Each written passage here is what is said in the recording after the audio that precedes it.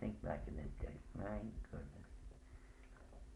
We used to, it was no trouble to get us young lads into church when he was there singing.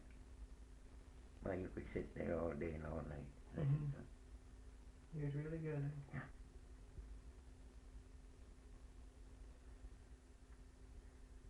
Yeah.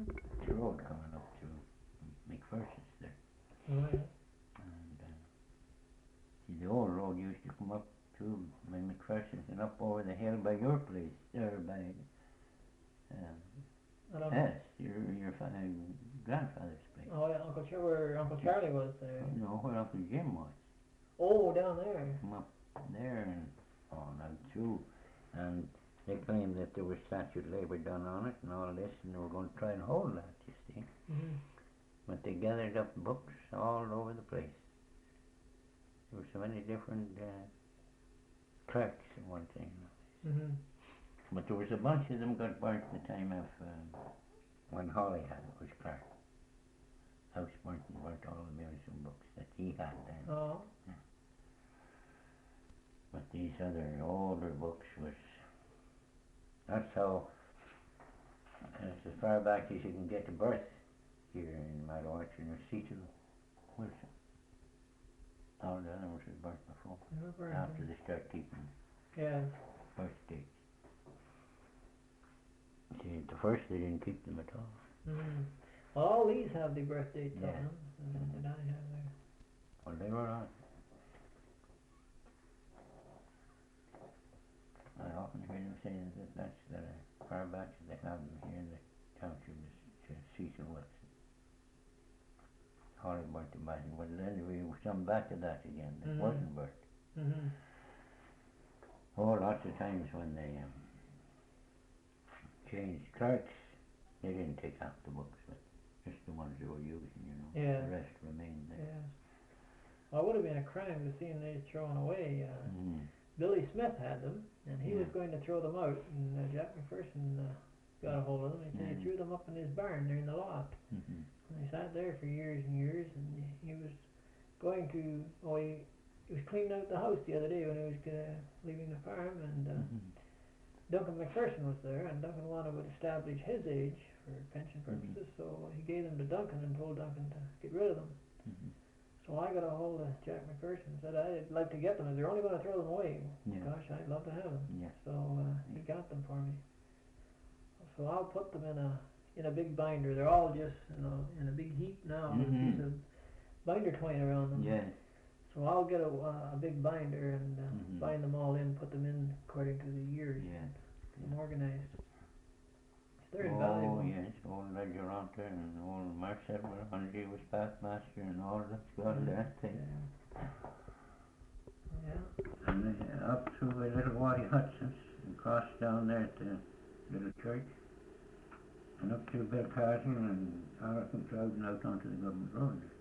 Oh, I see. Yeah. So I went to Ark McLeod first. He was on that far end of it. All he wouldn't say. He wouldn't say what he did. He said, go and see Bill. Well, it was a poor start.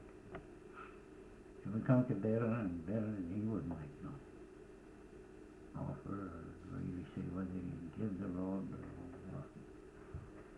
Kept on going down.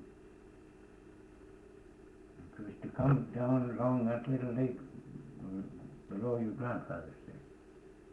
Down here, you know. Oh, yes, yes. Along there. And that was one route. We travelled the two routes that day. So we come down to Colin. He said, yeah, big body. I said, you talk to him now. So he asked him, and he said, well, he said, how much would you want? Mr. McPherson. He said, $60. Well, I knew that none of them was going to give it for that talk. And I knew pretty well what Uncle Colin was like. And he said, you wouldn't take 50, Mr. McLennan. I noticed what, and I said, leave him alone. I said, there he goes there to talk. By tickets is by year, said you. But, They were cheap enough. yeah. Well, we went down, Billy McPherson was away. Then the next one was Jack McPherson, he asked us $400. And he had no road. And we went on down to Alexandria. By gosh, I think it was the fairest one of the whole bunch. He said yes. And he says, if the rest don't get anything, I don't want anything. If the rest gets $50, I want it. If they get $500, I want it. My land is just the same as theirs. And it crosses on me just as much as any, and I think maybe a little more. Yeah. And he said, if the rest gives it fair, free, he says, I will. But he says, whatever they want, well, the last man we were at asked 400, you see.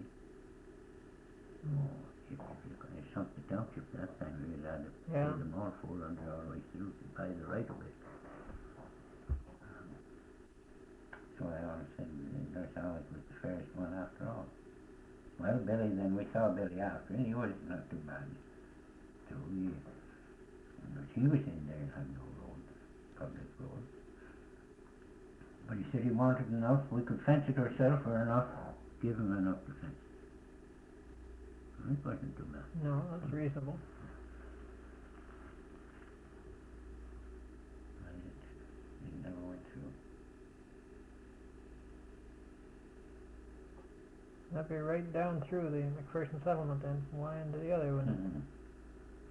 See, there was two roads. There was come up the Colton Creek, come up past the little Watties, up past the little church and the cabs out there, and the other one up by McPherson.